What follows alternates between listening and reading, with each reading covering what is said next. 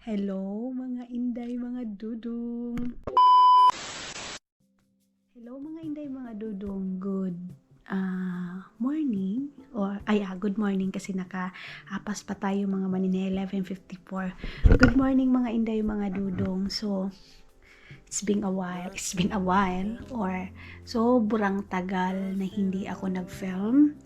Hindi ako nag-vlog pagdating namin dito sa Finland mga maninay, as in ang tagal-tagal. So siguro maraming nasasabi na ayun nga mga inday, mga dudong, late yung mga vlog ko. Ito i-explain ko sa inyo mga maninay ha. Pero bago yan, buksan ko muna itong ating room mga inday, mga dudong, para maaliwalas. And gusto kong mag-sit down muna para maintindihan ninyo and para maintindihan ninyo lahat mga inday, mga dudong. So dito lang ako sa kwarto. Halos mag 1 month akong hindi nag-film mga inday. Umpisa nung bumalik kami dito sa Finland mga inday, mga dudong. So meron kayo ng mga nakikitang vlog mga inday kasi nga yung mga vlog ko nung dun ako sa Pilipinas, sa sobra kong workaholic, sa isang araw minsan nagfe-film ako 2 bisis, 3 bisis, kaya nagkakaipon ako ng vlog kasi may mga ganap ako mga manina na hindi kasya talaga sa isang araw. So ang ginagawa ko, nagfe-film talaga ako hanggat makakaya ko mga maninay, hanggat kaya ng katawan ko. Kasi mayroon akong gustong goal mga maninay, mayroon akong gustong mangyari sa buhay ko. And I know sa iba, kasi marami akong nababasa doon, self-face ako, nakatutok ako sa ganito ganyan, and may mga pangyayari mga maninay. Nakita nyo naman siguro sa mga vlog ko nung sa Pilipinas ako, sinugod ko si Hak sa hospital, pero hindi ko yun mga maninay film. Kung mayroon man ako na film doon, as in konti lang talaga na mga video na kasama ko si Hak mga maninay. And then, ito yung time, mga inday, mga dudong, na kaya ko na sigurong mag-film, kaya ko nang mag-vlog sa ngayon, mga maninay. And ito yung vlog na unang-una. Ito yung vlog, mga inday, mga dudong, na hindi ko pa masabi sa ngayon kung ano yung cost. Pinabalik lang kami ni Hak dito sa Finland, mga maninay. Maraming. Ito yung pagbalik ko dito sa Finland, mga maninay, na napakasakit mga inday, mga dudong. Hindi ko alam kung paano i-heal, hindi ko alam kung paano mga maninay i-explain sa inyo, pero hindi pa siguro right time mga inday, mga dudong, na sabihin ko, kasi hinihil ko muna para talaga masabi ko sa inyo mga maninay, para ma-explain ko sa inyo lahat mga inday, mga dudong. So ngayon uumpisahan ko munang magpadahan-dahan. Yes, ulitin ko sa inyo yung mga vlog ko mga maninay doon sa Pilipinas mga maninay. Nag-iipon talaga ako mga inday, mga dudong, ng vlog, lalo na pag nasa Pilipinas ako. Nagfe-film ako minsan 2, 3 sa isang araw mga maninay, kaya nagkakaipon ako ng vlog mga inday, mga dudong. And sana maintindihan ninyo na may mga struggle kami na hindi ko lahat pinifilm, lalo na kay Hak mga inday, mga dudong. Kasi ayaw kong ipa-feel sa kanya na kahit, kasi si Hak mga maninay, yes, nasa social media siya, pero pili lang talaga yung pinapalabas niya sa social media. Ang pinifilm lang niya mga maninay yung pagkain, hindi nga siya nagpe-film sa loob ng bahay talaga niya, napapansin nyo yan.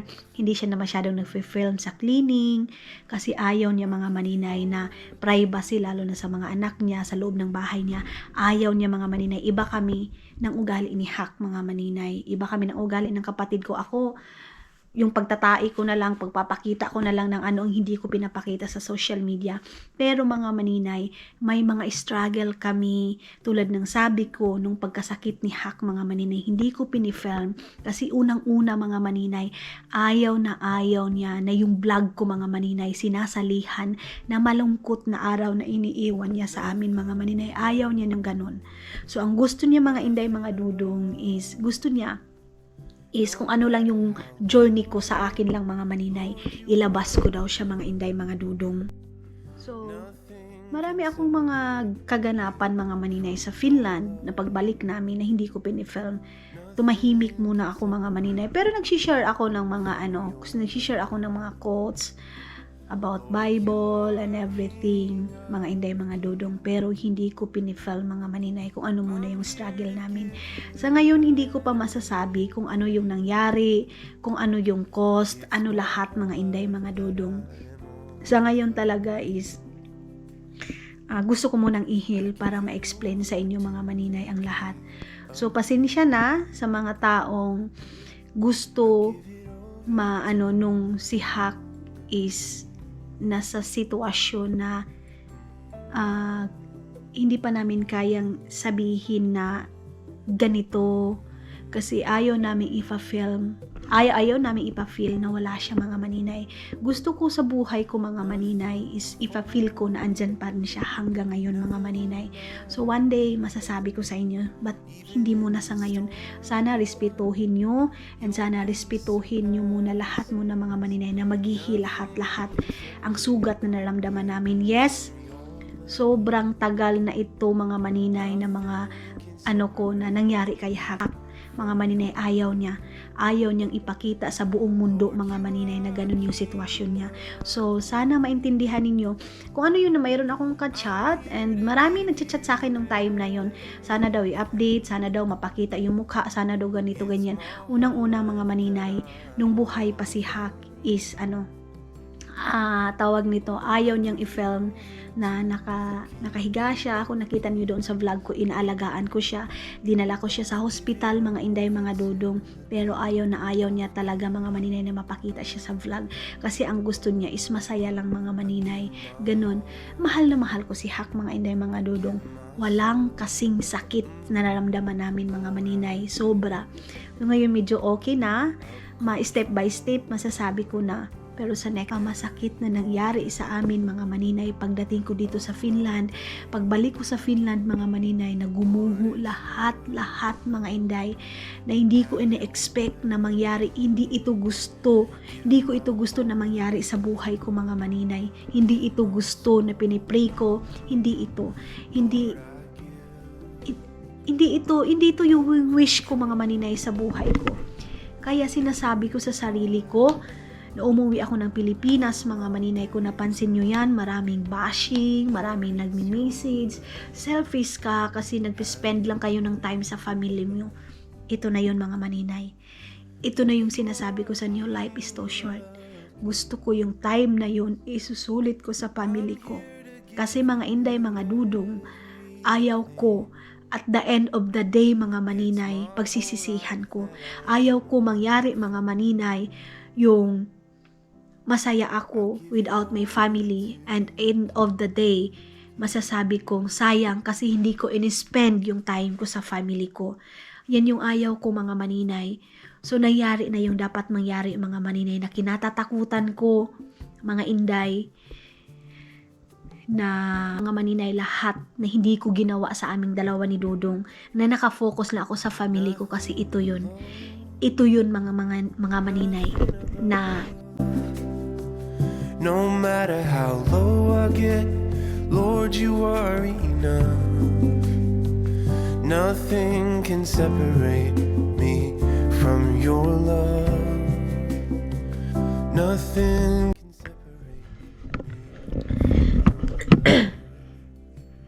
So, ayun mga inday, mga duno. Sorry. Last chat namin mga maninay, pabalik ko dito sa Finland. Sabi niya, uwi siya. So, gusto niyang umuwi, ganito, ganyan. Then, sabi ko, magpagaling muna siya. So, ngayon mga maninay, medyo empty pa. Hindi pa rin ako makapaniwala hanggang ngayon. And then, last chat niya sa akin is, I love you so much, Manang.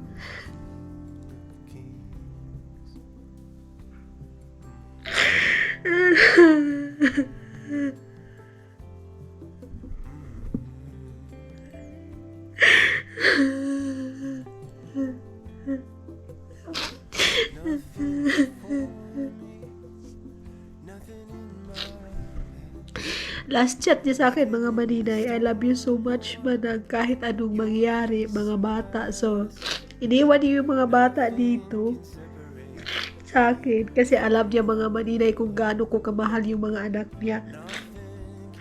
And nung nagkasakit na siya mga maninay, medyo matagal talaga ako sa Pilipinas, as in matagal. Siguro may purpose din si Lord kung bakit sobrang tagal ko for the first time mga maninay na umuwi ako ng Pilipinas nung time na yun, na sobrang tagal ko dahil. So, ngayon, ang tanging hiling niya lang talaga sa akin is yung mga bata, mga maninay, kasi nagkausap pa kami nung nag-struggle siya. So sabi ko sa kanya, paano ako kung wala siya? Kasi alam yun na yun mga maninay, work hard ako. Tulad ng sabi ko, tinatanggap ko lahat ng pangbabash, ganito, ganyan. Kumbaga, hindi ako magpapapakito kahit masakit na. Kasi ang ginagawa ko para sa kanila, ginawan ko sila ng bahay mga maninay dahil sa sobra kong pagmamahal. Tulad ng sabi ko, wala sa akin mga maninay, as in wala halos matira sa akin. Inuuna ko sila, lalo na si Hak mga maninay, kasi dalawa lang kaming babae. So ako and then siya. So siya yung best friend ko, dahil siya yung best friend ko na kinuha pa talaga sa akin mga maninay. Siya yung best friend ko na maaasahan ko sa lahat. As in, yung sekreto mga maninay na sobra. Oo, maldita si Hak mga maninay. Sobrang maldita nun mga maninay. Pero para sa akin, naintindihan ko siya kasi kapatid ko siya, dahil kaya siguro din siya ganun mga maninay, kasi siguro ganun lang yung buhay niya mga maninay. So namatay siya is 32 years old. Si Hak din yung mga maninay 32. So bata pa mga inday mga dudong, pero siguro may purpose ang Panginoon mga inday mga dudong kung bakit nangyari ito sa buhay namin, and lalo na ako, dahil ang dami kong natutunan mga maninay sa buhay ko. Sobrang dami kong natutunan mga inday mga dudong sa buhay ko na basta marami mga maninay. Ang dami kong realization mga inday mga dudong, pero hindi ako nagkulang sa kanila mga maninay. Yun talaga din yung pinagmamalaki ko sa sarili ko mga maninay, na hindi ako nagkulang sa mga kapatid ko, sa mga magulang ko. Yun ang hindi ko pinagsisisihan mga maninay. Kaya sinasabi ko talaga pag umuwi kami ng Pilipinas, kahit saan ako day, kahit na anong sabihin ng mga ibang tao, bakit ikaw lang yung inimbita ko? Bakit dinala mo yung family mo? Kasi ayaw ko mga inday mga dudong na maging masaya na ako lang. Nung kami nila Madam Toots, oo, nagsama kami, pero yung nasa puso ko mga maninay is sa family ko lang, kasi alam nyo na yung na-experience ko yung mga magandang ganito, punta ako ng magandang beach, punta ako, makakain ko yung ganun, tapos pamilya ko iniwan ko doon sa Agusan, Mars, mga inday mga dudong. Hindi ko yun kaya, dahil kung sa inyo kaya ninyo yung pangbabas ninyo na sinasabi ninyo palagi na pupunta lang kami sa ibang lugar kasi may invitation ganito ganyan, dahil mga manina, kaya ko pumunta, kaya namin pumunta ni Dudong day. Pero yung family ko, iniisip nila mga maninay, pupunta pa kami sa ibang lugar. Family ko kasi mga maninay, hindi sila mga katulad ng pamilya na, o sige punta tayo doon, o sige punta tayo doon sa lugar. Kaya ko day, kaya kong dalhin yung family ko. Pero yung family ko mga maninay, tinitingnan din nila ako na ako lahat. Ako lahat mga inday mga dudong, walang iba. Walang iba mga maninay. Ako lang yung nagsusumika para sa pamilya ko mga inday mga dudong. So naintindihan nila, lalo na si Hakday, lalo na yun mga inday mga dudong, na ayaw niya na magagastusan ako. Lalo na pag sinasabi ko, Hak, punta muna tayo sa restaurant, katulad nung umuwi ako ng Pilipinas mga maninay, sinasabi ko kay Hak, punta tayo sa restaurant. Yung restaurant na pinuntahan ninyo, yung nag-birthday kayo nila mama, yung nagpadala si Ate Doc, mga maninay, gusto naming puntahan yun. Sorry, kuha ko na tayo ng tissue na kasi hindi ko na talaga kaya.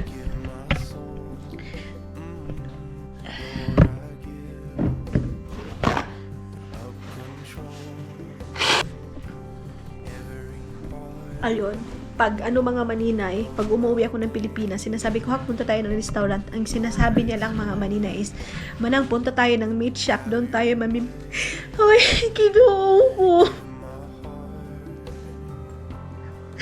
Lord.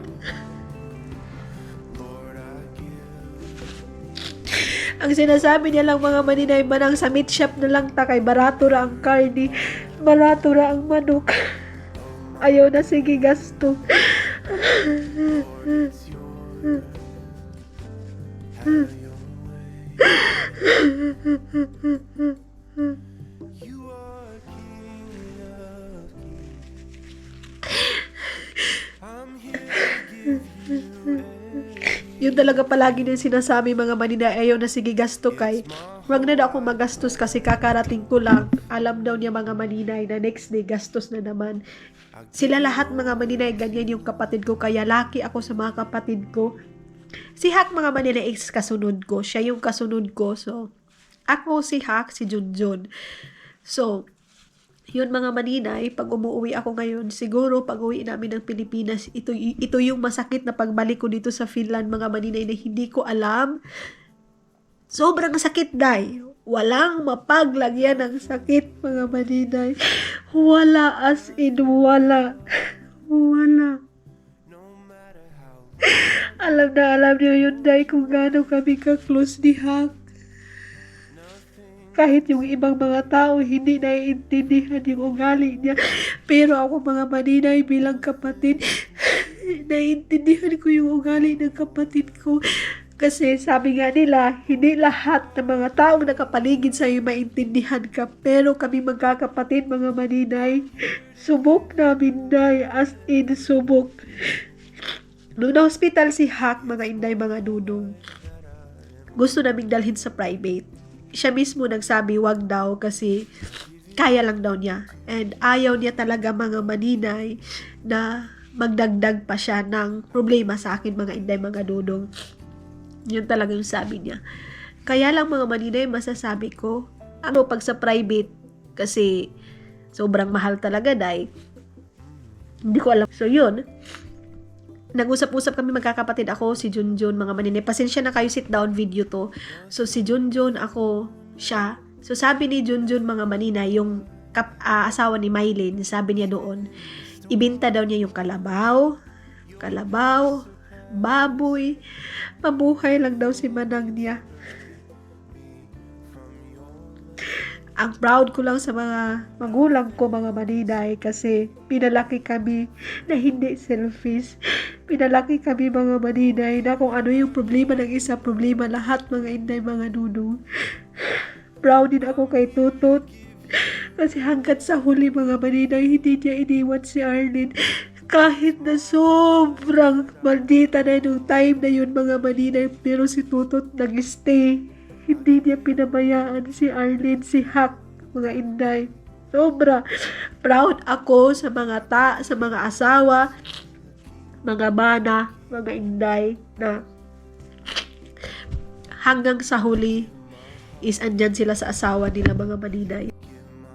So, yun mga maninay, sabi ni Junjun ibenta yung kalabaw kasi nga nag-decide na kami na dalhin siya sa private hospital. So, naka-ICU na siya nung time na yun. Ang sabi niya, manang wag na, kaya ko. Kahit na mga inday, mga dudong, nag-struggle na siya, ang iniisip niya is, ako, magagastusan mo ni kuya, magastusan si kuya, magastusan ka. Wag daw, kasi ang dami ko daw, mga inday, mga dudong obligasyon. Kahit na sobrang struggle niya na, day, as in sobra. Mga maninay, may mga video dito nung naghihingalo na siya. May mga video dito na nung grabe na nag-agaw buhay na siya, pero hindi ko kayang tingnan. Sila mama nagbi-video, pero ako hindi ko kaya, day. Ito na yung pinakamasakit na nangyari sa buhay ko, day, na kinatatakutan ko sa lahat mga inday, mga dudong. Ito yung sabi ko sa sarili ko, paano ako pumangon, paano ko umpisahan ang buhay ko, mga inday. Pero kailangan, kasi may pamangkin ako, si Nunong, magulang ko, kaya mayroong purpose ang lahat mga maninay kung bakit hindi pa ako binigyan mga maninay ng para sa akin. Siguro may purpose talaga. Sabi nga nila, lahat ng pangyayari is may purpose. So, mga maninay, kahit na medyo sabihin natin si Hak naka-risk niya, pero mga inday, mga dudong, pasensya na kayo. Hindi madali mawala ang sakit, day. Hindi mawala. Hindi madali at hindi mawawala ang sakit, mga maninay. Siguro, oo. Pero, hindi namin siya makakalimutan. Lalo na ako, Day, na pag umuwi ako ng Pilipinas, isa na sinusurprise ko siya, Day. Isa na pag umuwi ako ng Pilipinas, mga maninay, masaya siya kasi magpapasalon kami. Hindi mga inday, mga dudong na ako lang yung magpapasalon pag umuwi ako kasi ayaw ko na makita yung kapatid ko, mga maninay, na ako nakaayos kapatid ko. Wala, ayaw ko, Day. Ayaw ko yung mangyari. Kaya sa mga nasasabi, batbugan yung kapatid mo, tamad si Hak, hindi nyo alam, Day. Hindi nyo alam kung anong pinagdadaanan namin. Hindi nyo alam kung gaano kasipag ang kapatid ko. Hindi ko pinifilm. Ang daming nabigla, mga maninay, kasi hindi ko pinifilm, mga maninay, yung struggle. Hindi ko pinifilm yung nakahiga na siya, nagkasakit na siya, kasi yan yung talaga ayaw niya, mga maninay. Ayaw niyang makita na nagkasakit siya, nagkuan siya. Ayaw niya, mga maninay, kaya ang daming nabigla. Ni-wallpaper ko si Hak ninyo, mga maninay. Kasi magpapalagay pa nga kami dito ng picture frame, mga maninay, para kay Hak. Sa kaming dalawa magkapatid, mga maninay na babae. So, yun, mga inday, mga dudong, ang na sobrang sakit, Day. Ito na siguro yung masasabi ko sa lahat na pinakamasakit na nangyari sa buhay ko, mga maninay. Ito yun. Hindi madali kasi nagkasunod kami. Ang dami naming memories, mga maninay. Sobrang daming memories, mga maninay. Lalo na pag umuwi ako ng Pilipinas, na halos lahat, mga maninay, na damit ko na sa kanya. Halos lahat ng gusto niya, mga maninay. Wala na magsasabi sa akin, Manang, ikaw sa kuan sa wifi. Yung mga ganun, mga maninay. Kahit na nahihirapan ako, Day, kahit na tamang-tama lang yung pera ko, mga maninay, bilang breadwinner, parang ako na din yung mama nila, mga maninay.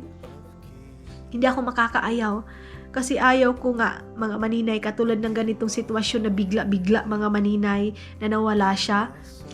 Na pagsisihan ko na hindi ko ginawa yung responsibility ko bilang kapatid sa mga kapatid ko. Ayaw kong dumating yung time na yun, mga maninay, na pagsisisihan ko, doon pa ako magawa ng paraan na naghihingalo na sila. Ayaw ko, Day. Kaya lahat, pag umuwi ako ng Pilipinas, hindi nyo ako maano sa pangbabash ninyo na ano ka ba yan, ang selfish mo, nakafocus ko lang sa family mo. Kasi ito yun, mga maninay, ito yung purpose na pag dumating man yung time, kasi doon nga tayo pupunta, sabi nila lahat tayo is doon tayo pupunta. Ayaw ko, mga maninay, pagdating ng time na may mamawala, mga maninay, na pagsisisihan ko na ako nag-i-enjoy, kumakain na masasarap, samantala yung family ko naka-stay lang doon, naka-stuck lang doon. Kaya kahit sa ang invitation, mga maninay, ako lang yung iimbitahin, mga maninay, ayaw ko. Gusto ko talagang magdala isa sa family ko para maranasan nila, mga maninay. And thank you, Lord, kasi kahit papano, ang dami naming trial sa buhay namin. Ang dami pa rin mga subscriber natin, mga supporters natin na nakakaintindi. Marami din mga supporters, mga maninay, na pagkaalam nila, mga maninay, is nangbubuli pa sila doon. Mayroon akong hindi ako nagpost sa Maidi lang ako, mga maninay, kasi gusto ko within 24 hours mawawala yun doon, mga maninay. Pero sa Facebook ayaw kong mag-post ng yung yung nakaburol siya, mga maninay. Oo. Sa iba, nagko-content sila, pero ayaw kong mga maninay, i-post sa video, mga maninay. Ganun, I don't know kung ma-post ko or what. Hindi ako magpa-promise, mga maninay, ha. Hindi ako magpa-promise kasi marami nagsasabi, dapat daw sa ngayon, mag-ano na daw ako, baling respeto sa mga subscriber ko, ganito, ganyan. Naintindihan ko, and mayroon din mga subscriber, mga maninay, na sobrang tuwa nila na nangyari yun sa amin. Kasi mayroon pang ako nabasa doon, pero hindi ko pinatulan. Ang ginawa ko is blin ako. Mayroon ako doon ng struggle na moment na yun, na may nag-comment doon na kaya daw namatay si Hak, mga maninay, tapos tumawa kasi nga nakalimutang huminga. Yan yung ayaw ko mangyari, mga maninay, na i-push ko yung struggle namin, kasi may mga matutuwa talaga, mga maninay, kasi hindi lahat, mga maninay, na mga tao ay nakasimpati sa'yo, mga maninay. Kaya nung time na yun, na pagkamatay ni Hak, nung moment na yun na mga maninay, hindi ko siya akong sinasagot, but next natin, mga maninay, sasagutin ko lahat, mga inday, mga dodong, lahat ng mga katanungan ninyo na ang bilis, bakit, anong nangyari, anong cost, ganito, ganyan, mga maninay, sasagutin ko. Sa ngayon, mga maninay, is hindi ko pa kaya, mga maninay, maybe sa next na mga vlog natin. So ngayon, ina-update ko lang kayo kasi marami pa talaga mga subscriber natin, mga inday, mga dudong, na hindi alam na wala na si Hak. Wala na si Hak ninyo mga maninay, sa lahat na nagmamahal kay Hak. Wala na si Hak ninyo mga maninay. Namamaalam na siya. And pasensya na, ako na yung magpapaabot sa mga sa Facebook niya na hindi siya nakapagpaalam sa inyo. Sorry sa inyong lahat, sa mga nag-update. Ngayon lang ako ulit nakapag kayang i-film mga maninay. Kasi nga tulad ng sabi ko, nung dumating kami dito sa Finland, never na never ako, mag 3 weeks or almost 1 month, hindi ako nag-film mga maninay sa kaganapan ko. Siguro mag-film ako mga maninay dito lang sa loob ng bahay. Sa ganap muna, pagpasensyahan nyo, hindi pa ako makapag-film sa labas, mga inday, mga dudong. Umuwi na si Dudong sa Estonia, pero ako never pa ako nakauwi ng Estonia. Mga inday, siguro sa next week, uuwi kami ng Estonia. Hindi pa din ako makapag-promise kung sasama ako sa kanya mga maninay. Kasi nga, tawag nito day, hindi ko pa kayang magalaw-galaw dito nga sa bahay mga maninay. Hanggang ngayon hindi pa rin ako gumagalaw masyado, wala.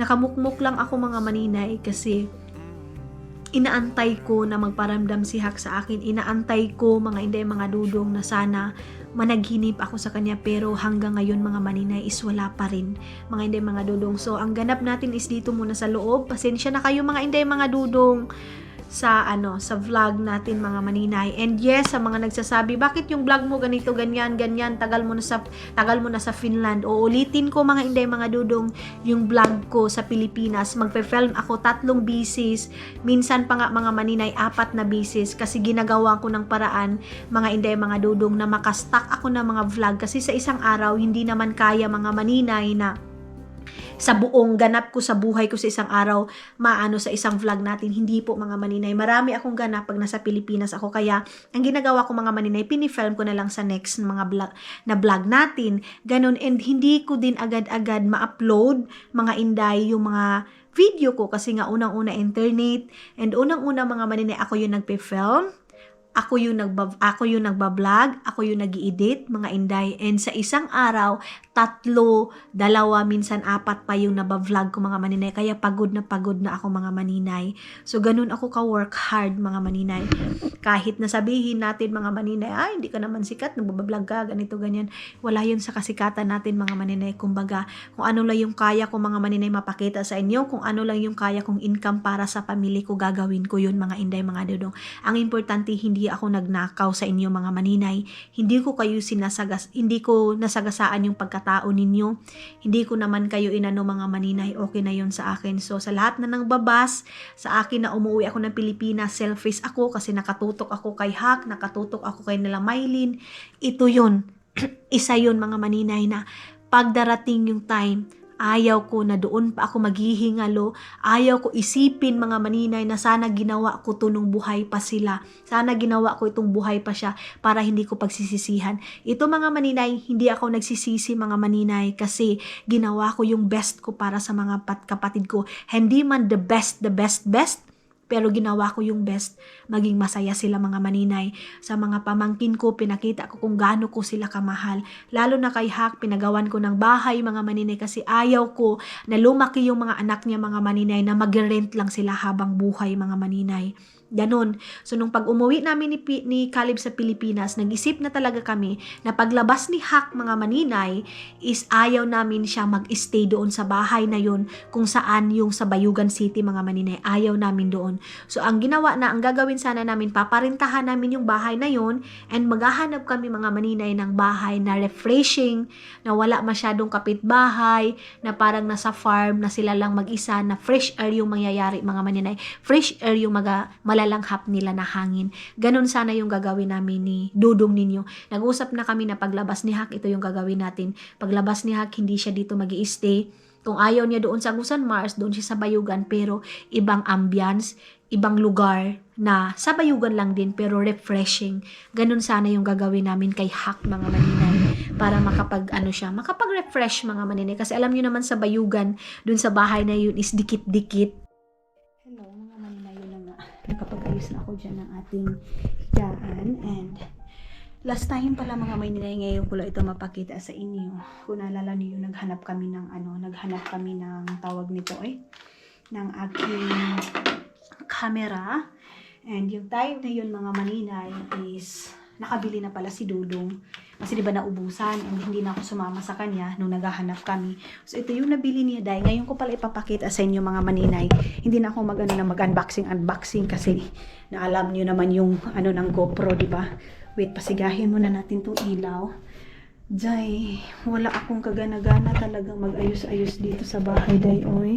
As in, ito tapos ko na itong nilabhan pero hindi ko pa nabalik mga maninay itong pang winter natin na summer na ngayon, day.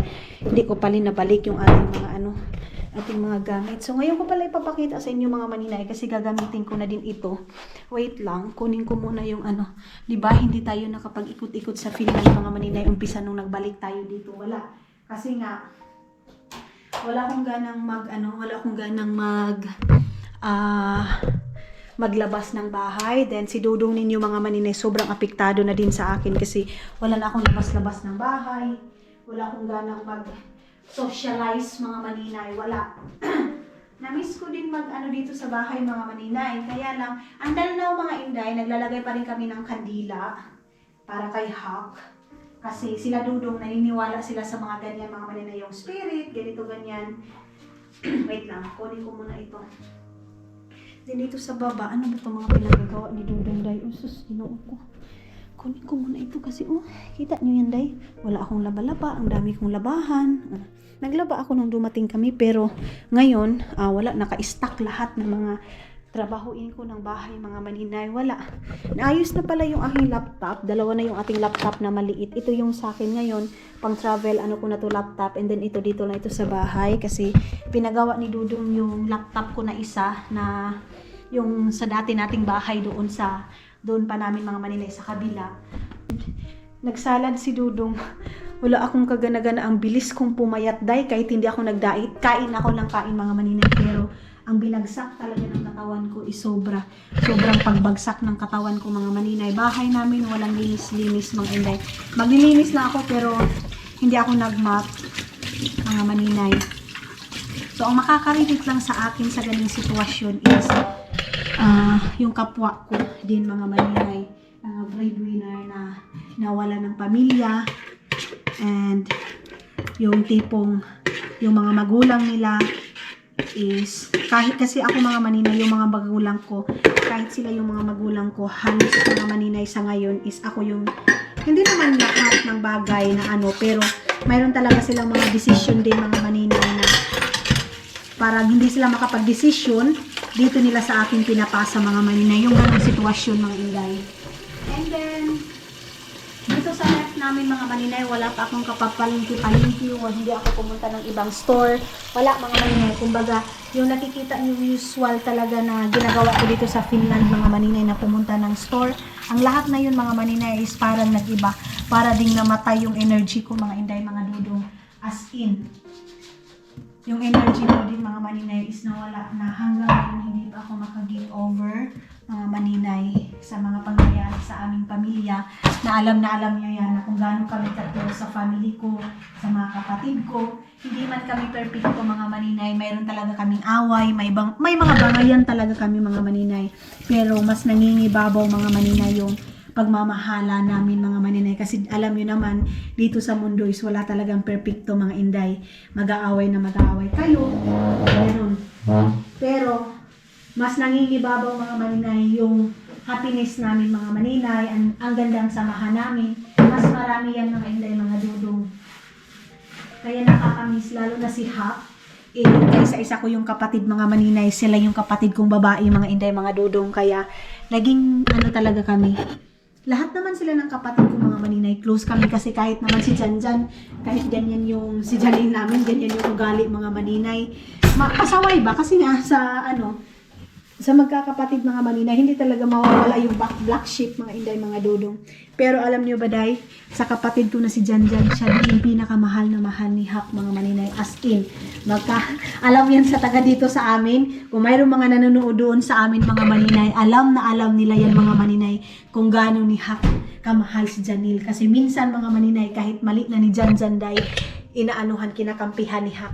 Ganyan siya. Ang ginagawa ni Hak, pag mayroong mga pinapapunta ni agad doon si Janine. Umiiyak yun, day.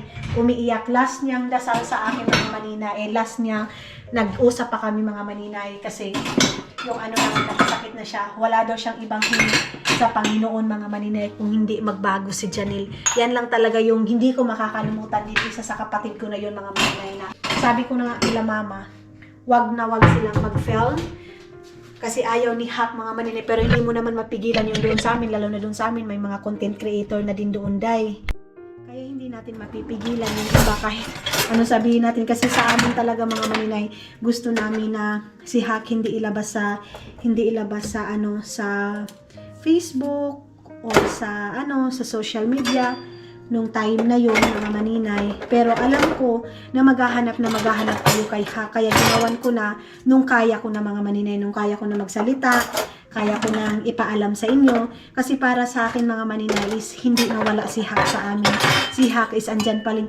Piling ko, mga maninay, si Hack is andoon pa rin sa Bayugan. Ako dito pa rin sa Finland, na pag uwi ko, nag-hooping ako na andun pa rin na nagsasabi, "Hi manang!" Yung ganon. Yun talaga yung naano ko sa kanya, lalo na kay Khaled na magsasabi, "Hi kuya!" Gumaganon yun agad. Yung smile niya talaga, mga maninay, yung hindi ko makakalimutan hanggang sa dulo ng aking hininga, mga maninay. Pero bilang Christian, born again, kahit ibang mga maninay, kahit Katolik ka pa dyan, ibang sikta, mga maninay, minsan maiintindihan mo kung ano yung purpose ng buhay natin dito sa mundo, mga maninay, kung bakit nangyari. Nung time na yun, mga maninay, sobrang sakit, pero paunti-unti, mga maninay, na-realize ko na oo nga, lahat tayo is mawawala dito sa mundo. Kaya kailangan ko din mag-film dito sa YouTube, mga inday, mga dudong. Once again, maraming salamat. Siguro sa mga next vlog ko na sasabihin kung ano yung nangyari kay Hack, kung ano yung problema kay Hack, mga inday, mga dudong. Ang sa akin lang ngayon, pagkaya ko na, mga maninay, talaga. Ngayon kasi, medyo emotional pa rin ako, day. Sobrang emotional kasi fresh na fresh pa yung pangyayari sa buhay namin, mga maninay. Sobrang fresh pa, kaya pasensya na kung umiyak ako, kasi pinipilit ko, mga inday, mga dudong, na hindi na umiyak kasi alam ko ayaw ni Hack itong mangyari. Lalo na sa akin, day, ginaganon niya, wag daw ako masyadong problema. Sabi niya sa akin. Tapos, yung mga bata, mga maninay, si Tutot naman, mga maninay, hindi naman siya pabayang ama sa mga bata. Kampante na din ako kay Tutot. Ang sabi ko talaga kay Tutot sa message ko sa kanya is, kahit na mag-asawa ka, kasi bata ka pa, deserve mong mag-asawa ulit. Kasi bata pa si Tutot. Alam ko makakakita pa siya. Pero ang hiling ko lang talaga sa kanya, Lord, mga maninay, is wag niya lang walain yung pagmamahal niya sa kapatid ko kahit may asawa na, mga maninay. Yung tipong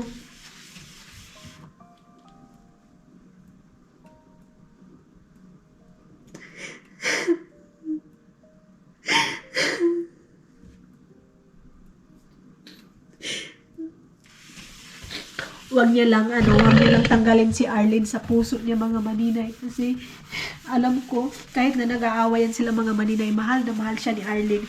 Kasi nung last na paghihingalo niya, mga maninay, tinawag niya si Tutot, and then pagdating ni Tutot doon, nakasmile siya. Gusto niya magbantay sa kanya si Tutot, and gusto niya makita yung mga bata, pero bawal kasi naka-ICU siya, day. So yun, mga inday, mga dudong, yan yung ating kay Hack. So maraming salamat, and pasensya na kayo kung hindi ko na-update agad or hindi ko napakita agad si Hack sa inyo, mga maninay.